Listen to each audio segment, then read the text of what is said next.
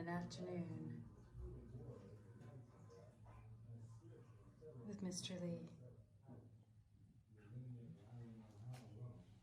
Welcome, welcome.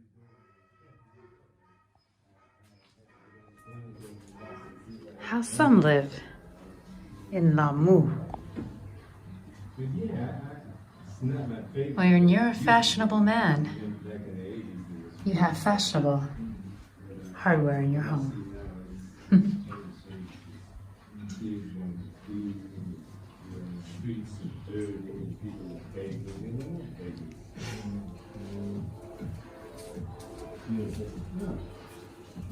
We won't land in the South Coast. We have a shamba in the South Coast. Oh, yeah?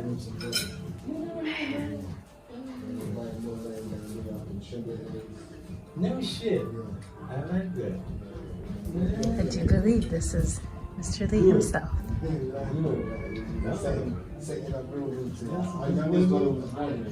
Hey, cuz. Can I get you a serviette? Oh, sure. So you can just take it down. Don't move. You want some more water or something? You want a soda? I don't have wine here. Thank you. What am I looking for? Stare. Wow. This is where the magic happens.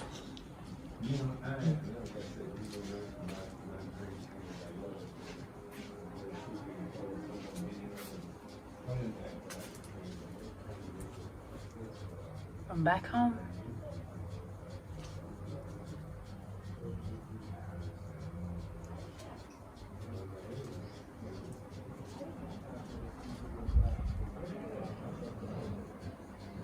A bed fit for a king.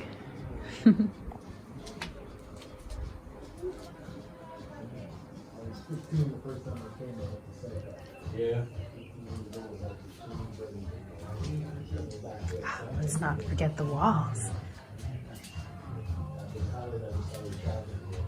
Art everywhere.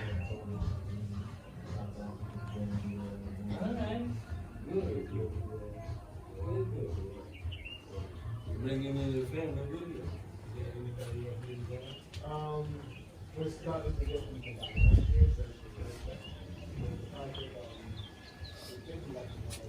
Hello, Jumbo. Just taking a tour of this beautiful home. Wow, beautiful. Rooftop parties. Many to be had.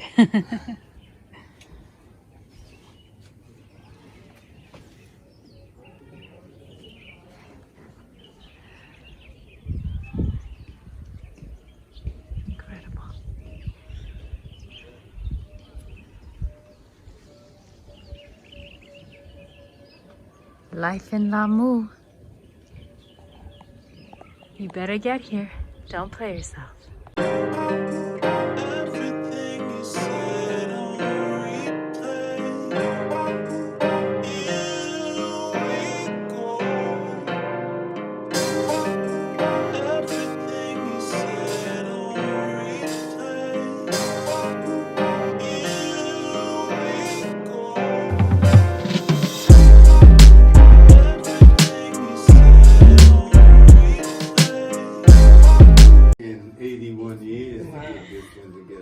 We'll get whatever we can get of your story. 81 years? Yeah, I'm 81. No, I get that, but I wasn't doing the math. Yeah. No. Not even close. No, I grew up in Harlem, back in the 40s, and that's how I got to Brooklyn. And we used to go over there with my gang, We used to go over there talking about what y'all talking about. And then we had a sister club there. So, I grew up like that. I mean, I heard Malcolm speak. I heard Elijah Muhammad. I was out there. That's like the Bumpy Johnson era. No, I know Bumpy. You knew Bumpy? Before God, I know Bumpy. Yeah, Pee Wee Kirkland. Yeah, I know Pee Wee. I saved his sister's life. We was getting high together. I used to be a dope fiend. I mean, I was 13 years old. I was hitting this. My father's girlfriend was a dope seller, and excuse the expression, but the bitch caught me stealing the dope, and she didn't tell my father. She said, "I'm not gonna tell your father and you want something, ask me for it. 13 years old. This is the kind of one, this is the mind, this is the hand. She was happy to see me whoop. Can you imagine? That's 13 crazy. years old That's telling me crazy. it's all right to shoot the door? Shoot up. You know, so I haven't forgiven her for that. Where she's in passed Harlem? away. Where in Well, Harlem? on 17th Street. I grew up on 17th Street. But 117. yeah, 5th and Lennox. Yeah, Where I Pee know. Wee used to Yeah, live. I know exactly where that is. Yeah, Pee Wee used to go to live my there. grandparents' Yeah, I house. used to hang out in Madison Bar all the time. I was the youngest thing in there. I always hung out with older dudes. Gotcha. You know, that's how I know them. You know, Red Dillon, Bumpy Johnson. You know, I came up in that area. So I knew these dudes. And I was selling dope too. So I wasn't as big as they is because I was shooting mine. Gotcha. You know, I was busy getting high and carrying pistols and sticking people up, you know, but mostly other drug dealers, you know, that saying, no. They'd come and knock on my door. Miss Harvin, tell your son we're going to kill him if he don't bring that money back. You know, it was like that, Harlem in those days. Yeah, so no, that's my church, man. I came out of that. I spent like 3 years for possession, and then I got out. I spent 2 years out, and then I got busted again. This time I had 2 bodies, stick up, right? Running and shooting at people, and people shoot back at you. You know? Just people in the game, not regular Yeah, no, I get folks, you. Yeah, not ma and pa. Yeah. You know, but niggas like myself. Yeah. You know, so yeah, one day sent me 10 to 30 years in the Fed joint because it was I was in Washington D.C. and I got on the run, went to California on a Greyhound bus. You know, when I stepped off the bus, people were running up and down the street. The president's been shot. The president. And for me, it was like a bad omen. You know, first thing I saw was that jailhouse in L.A. You know, I thought, damn, this is not working out very well. I had a habit. You know, I had a gun, you know, and I knew one girl who had been sent to by my girlfriend. Go and see her, you know, and sister turned me in, thank you, you know, and yeah, they bopped me out, man, 10 to 30 years. And then the other one fell on me, and I had 2.5 to 8. So I did like 15 years in the Fed joint. Which one? After that, too, Atlanta Federal Penitentiary, straight up. That was not a joke. You know, when I went in there was one black correctional officer, and he was worse than any redneck you ever seen in your life. He'd bust your head open in a minute. You know, so I went through that. But like I said, I started, you know, I used to go to hole all the time because I was just like, you know, you figure when somebody tell you they're going to keep you for 30 years, you stop giving. You know, I get you stop giving a fuck. Yeah. You know, I don't want to say you stop caring. No, you stop giving a fuck. You know? Yeah. And so I bucked all the time. But then in the Fed joint, they started bringing people having programs, you know. And so they brought in some programs, and I thought, man, I'll go do something so I could get out my cell. You know, so I started getting involved with programs. And there was a guy who came in who taught transactional analysis. It was discovered by a guy named Eric Burns, a psychiatrist. And it just kind of like, it kicked me. I kind of thought, you know, this is, you know, something I could do, you know. I had not been the smartest kid in town, you know, so I was re-educating myself while I was in prison. Reading books and doing workshops, and I started, it pumped me up. I really wanted to know now. So I did a lot of that, and when I came out of prison, I relocated upstate New York, in Wappinger Falls. You know Wappinger Falls? Never heard of it. You don't know upstate. It's redneck town. Yeah. And but I went to work for United Church of Christ. And they sent me to a theological seminary, a crash course, 6 months. I had read the Bible, I don't know, maybe 2,000 or 3,000 times, because that's all they gave me when I went to the hole was the Bible. You know? So to keep from going nuts, you know, you shadow box, you read the book, you do the push-ups, you do shit like that. Anyway, after the feds released me, the state was there and said they had to have their pound of flesh. So after that 17 years straight up, I did another year and something, and And then I was finally released, and it was like, you fucked up. Because you let me out, you know. So I went to work for these churches. I started working in the division for youth. I used to go to different youth centers and just kick it, you know, because I had really come out and changed my program was changed. But, you know, I went to work for the New York Public Library, and then I met a warden who was an ex-warden and a minister. And we sat down and developed a program that allowed me to go into different prisons, every day and do workshops with 15 dudes. They had to be in the school program, you know. And the fact that I was an ex-con, I did the workshops, not him. And I did workshops in psychoanalysis. And I'm okay, you're okay. And you read that book? You ever heard of it? There's a book called I'm Okay, You're Okay. And it's about structure. It's about egos. You know, we have 3 ego states in our personality is made up of 3 ego states: the child, the adult, and the parent. So it's pretty hip when you get into it, because you can sit down. I can tell if you're paying attention to me just by your posture. You know, it's that kind of stuff. So, and then I met my wife, who was from Bilbao. She had also been to prison. You know, she was like a Spanish gangster chick. And she was going to university. I started to work at New Paltz. It's a university upstate, you know. So I conducted workshops there with ex-cons. Guys came out of prison, you know, they would come there. So I kind of built up myself a little portfolio of doing positive things. I took counseling courses and passed, and, you know, got recommendations from the state of New York that I was a qualified counselor. I worked for Quakers. I had a Quaker girlfriend also. Oh, I tell you, I've been married 7 times. 7 times. I was adding up the numbers. I'm 7 times. No. Just 7 times. No, I'm just very difficult to live with. You see my kid? Everything is order. I have order in my life. And if I'm with a baby that ain't got no order, we got a problem. You know? 7 times. That's the thing. Are you still going? I married the Spanish woman twice. I counted. I counted that. So yeah, and I tell you, I just left the Italian. We got married in the Masai Mara. Okay. A Messiah wedding. You know, keep it clean, no paper. No paper. You know? I'm good with that. I ain't got no property, but I didn't get into relationships with women with money because I wanted to just. You know, it's like I meet you, we fall in love, and I find out later you rich. You know, I'm like, no shit. You know, and that's what happened with the Italian and the one before that.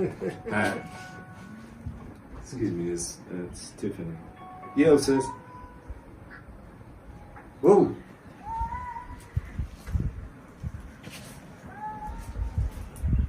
For who? Whose birthday?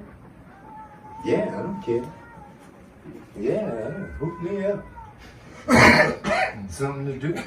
Yeah, man, come on. Asante. Okay, you caught me right in the middle of me running my mouth. Sorry. That was 15. Okay. No, she's calling me to go say this afternoon. So where I leave at? Sometimes I get You married sidetracked. 7 times. There's so many stories. Huh? You married 7 times. Oh yeah, yeah. You found out that they were rich later. Yeah. I married a Brit, an American Indian, an Italian, and Kikuyu. Who the hell else was in there?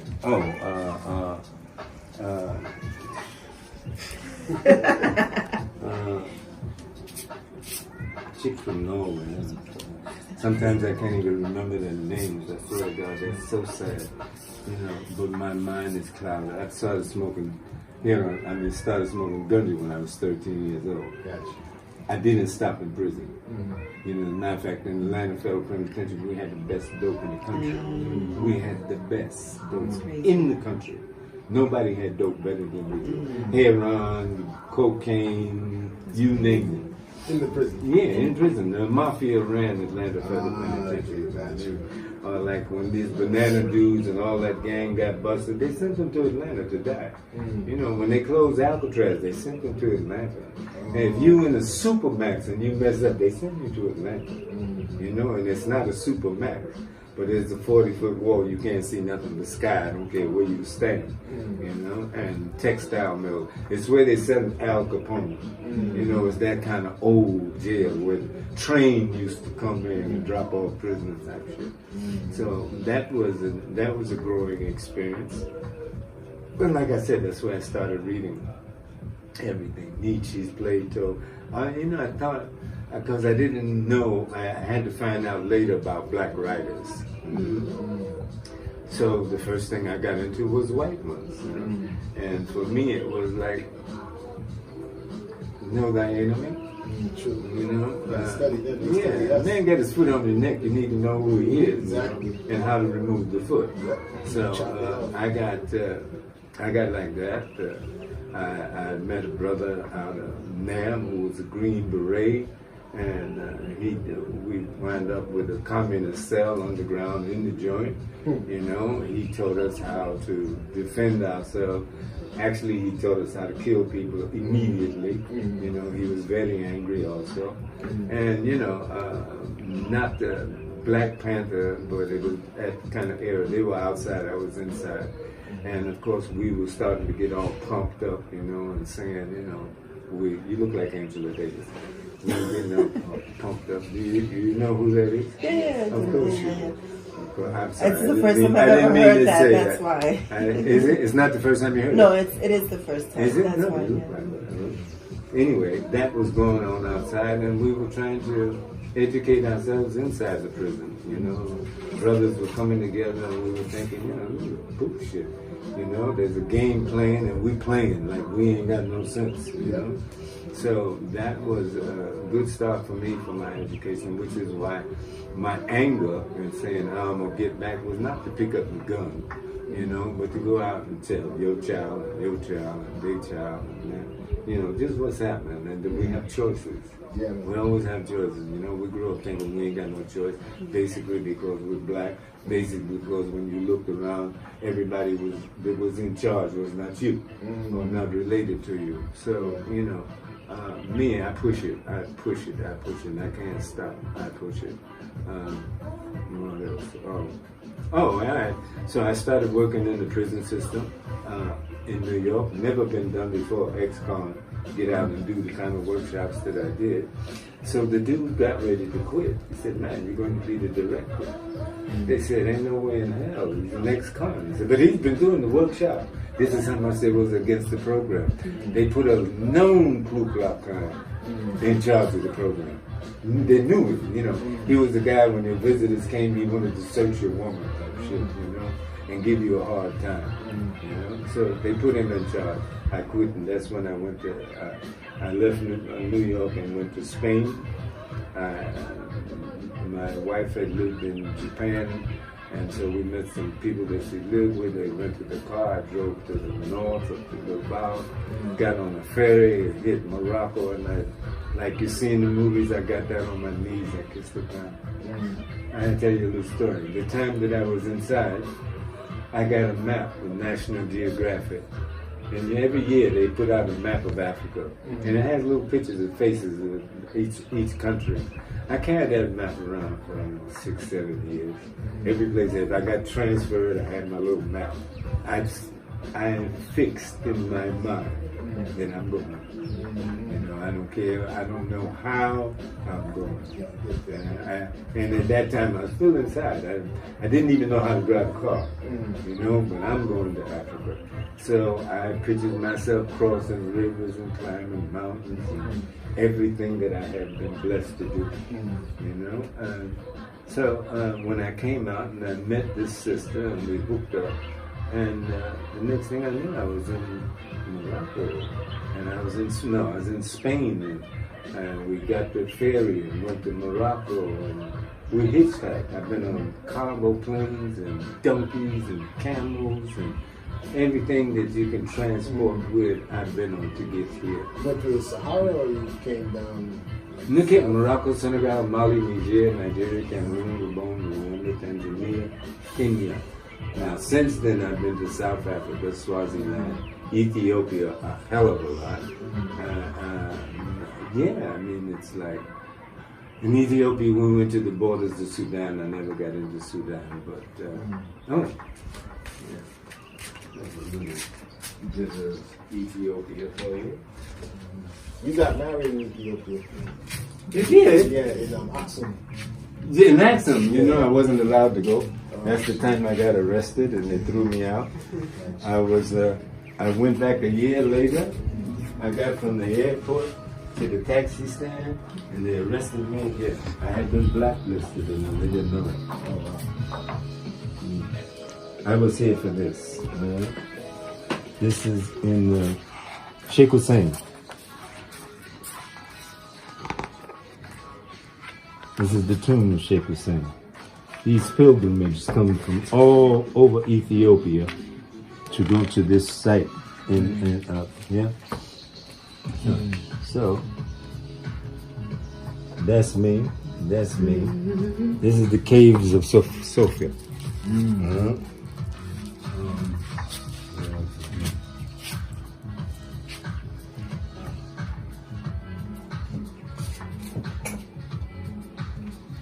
I don't know why I be pushing this stuff around, but it's because I know there's a lot of brothers and sisters coming from America now because of sisters like Tiffany.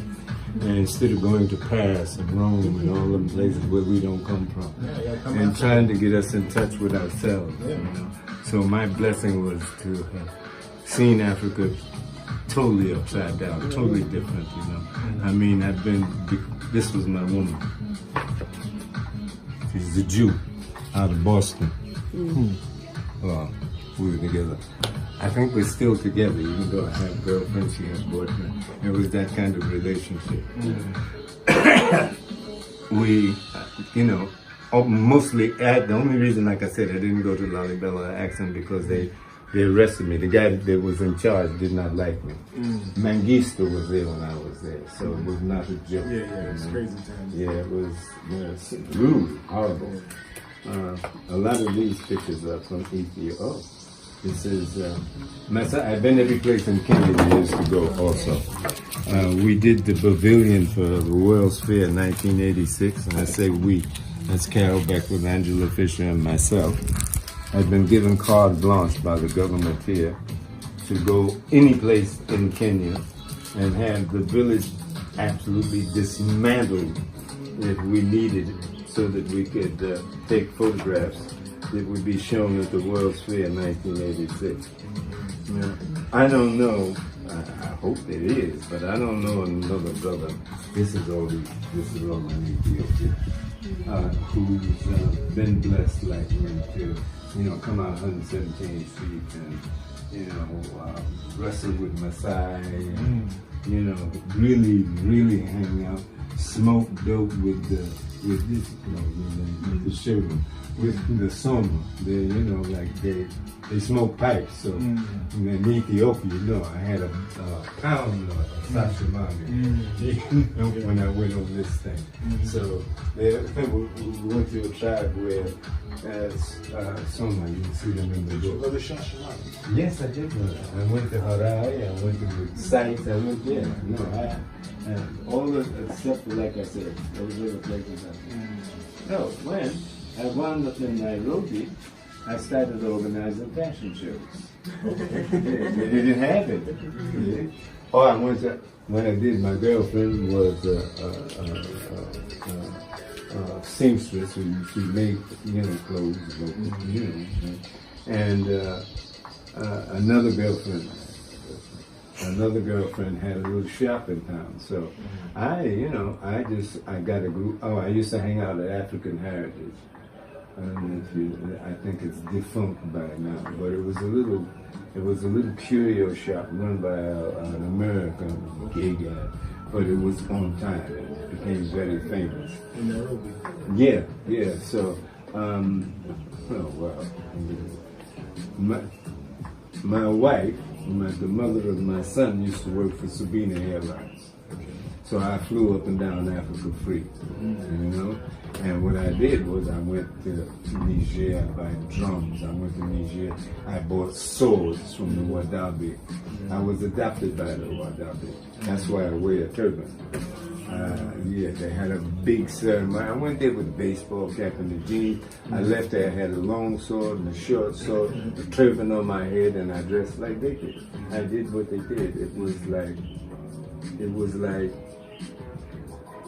going back in time or something, you know, running through the desert with these dudes on camels. We had a Land Rover, but we followed them from water hole to water hole. And, you know, one night they got together, they said, man, you know, not in English, of course.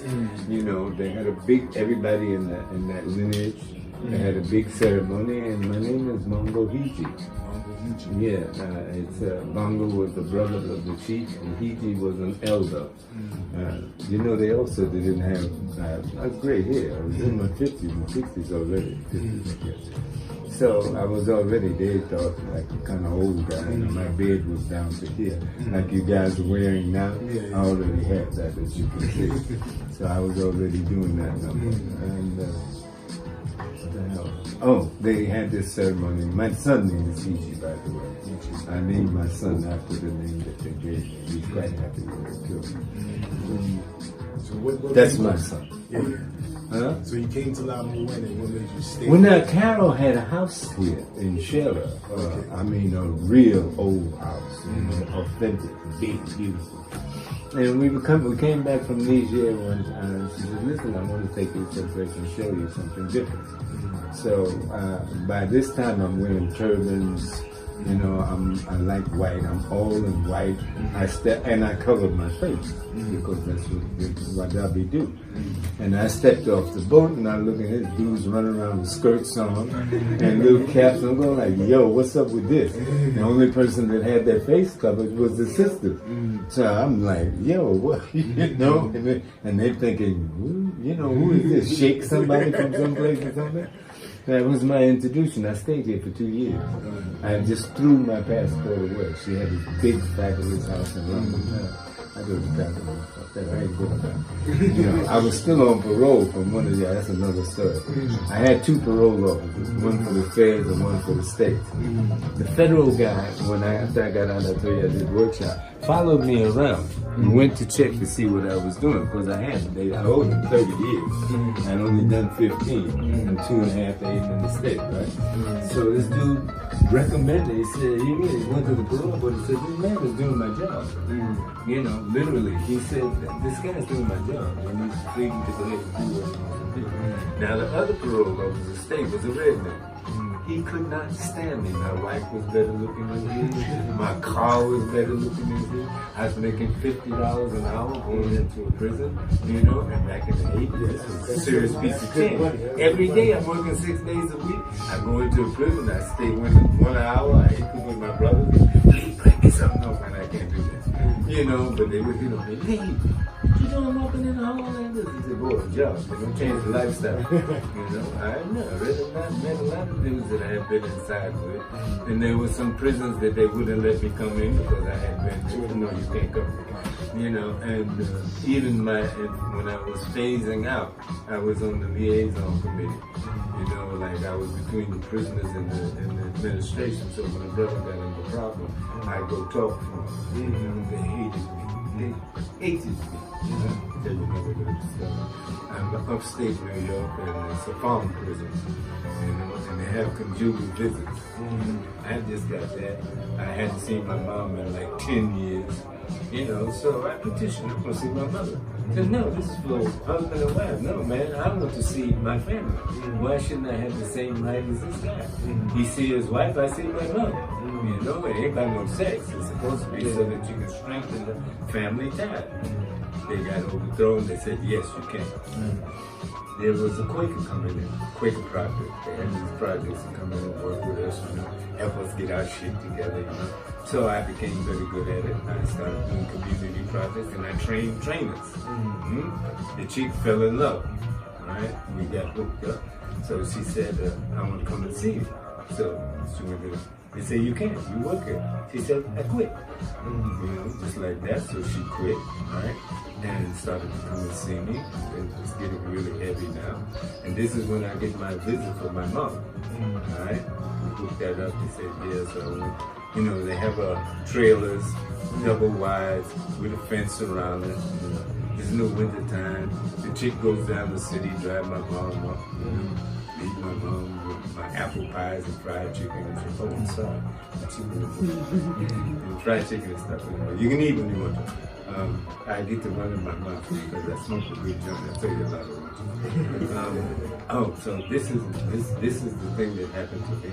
My mom and I were in this trailer, double wide trailer at night. It's about 12 o'clock at night, and there's a banging on the door in the back. And I figured the police coming to check on me. This chick had left her children with her girlfriend, put on all white because it was snowing, and climbed the fence. Quaker girl. Quaker climbed the fence. First woman I had been with in 16, 17 years. Sorry, girls. This is the guy story I can tell. Anyway, when I got out, I went to live with this woman. And that got cuckoo, and it what led me to the Spanish one. And so, I didn't mean to tell on myself like that. What else happened? Oh, anyway, my dream for coming to Africa, this kind of, I married this Spanish girl, and after we got married, she came and said, listen, I didn't tell you, but when she had been in, she had other prisons, she went to Indonesia, and she got pregnant. She came back to the States and went and had an abortion, and the doctor left her sponge in her. She couldn't have children. I didn't know this. She told me after we got married. So she said, I'm suing you. And I'm going like, yeah. So we're getting like $50,000. We didn't want to contest it because we both been to jail and we look like hustlers if we, you know, talking about we want more money, you know. So she put me in as a grieving husband. My wife can't have children. But now I came to Africa. Can you imagine that after all that dreaming of what I wanted to do, the only way to find myself here was that I married a woman who's been pregnant by somebody else and got some money, and I was able to fulfill my dream and come to Africa. That's how I got here. And we came together, but when I started doing fashion shows and stuff, she became a practitioner. And Quakers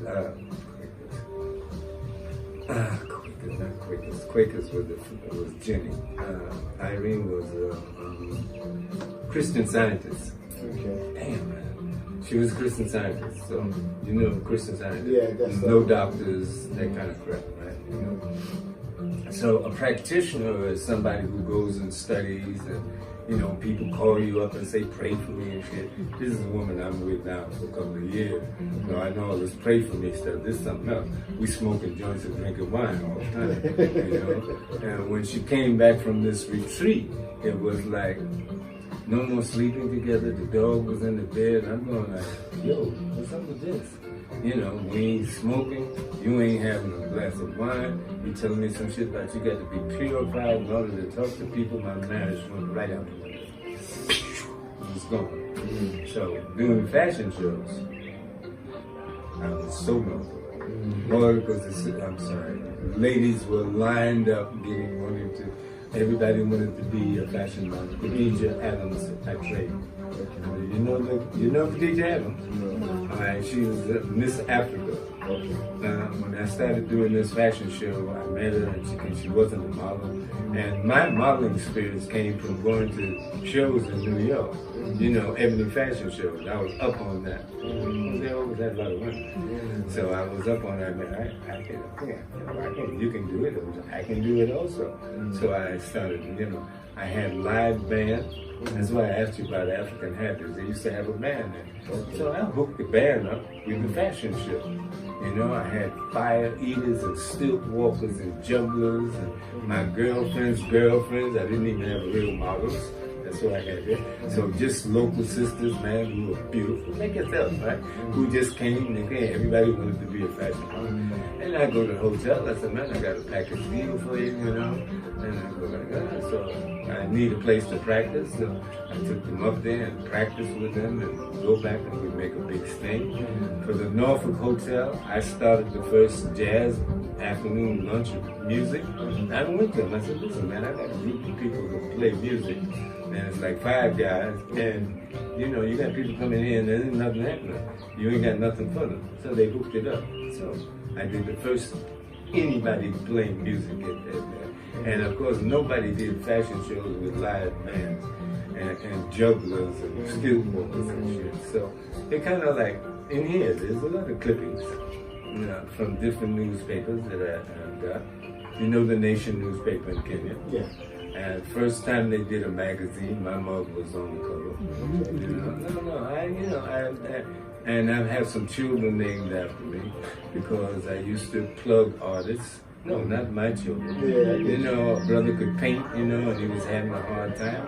I had friends in the embassy. I go to, you know, the French Culture Center. So, man, my man is doing something, and he ain't got no help. Let me hook him up. And they said, yeah. And I knew somebody working on the paper. I said, man, plug us, you know.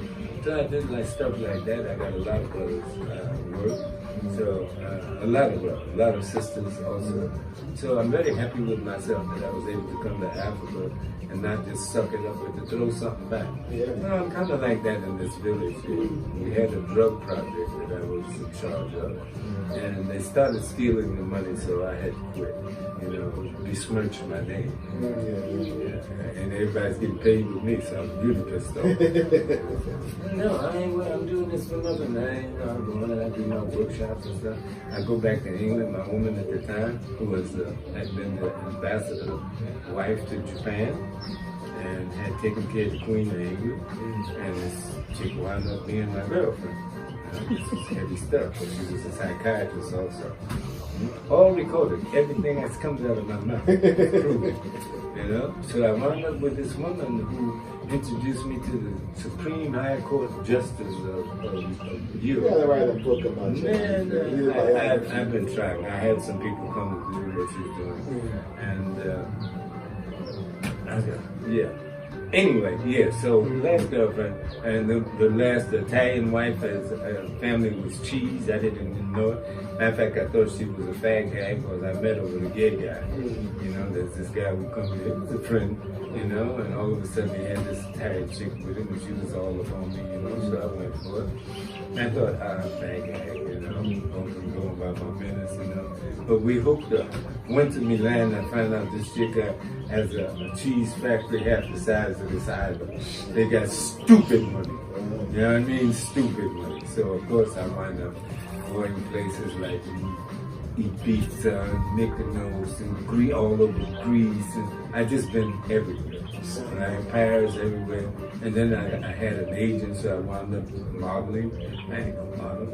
You know, I'm an ex-drug addict that likes to work with children, you know. So my life has been like that. That's a little bit of it. Anyway. Just a little bit. I don't want to bore you all to death. How about some fried chicken? You want some chicken? She'll probably have some. I'll have fried chicken. Yeah, no, but I'm sorry. You know, like my house manager is a young lady who I treat like my daughter, not like somebody's cleaning my house. And in fact, she runs the place now, you know. And so when she ain't here, I don't do nothing. I mean, when she's here, I don't do nothing. Even when she ain't here, I don't do nothing. So I did this just for you guys. Oh, thank you. Because I run my mouth about it. Now I have to put up a shut up, right? I don't want to be sick.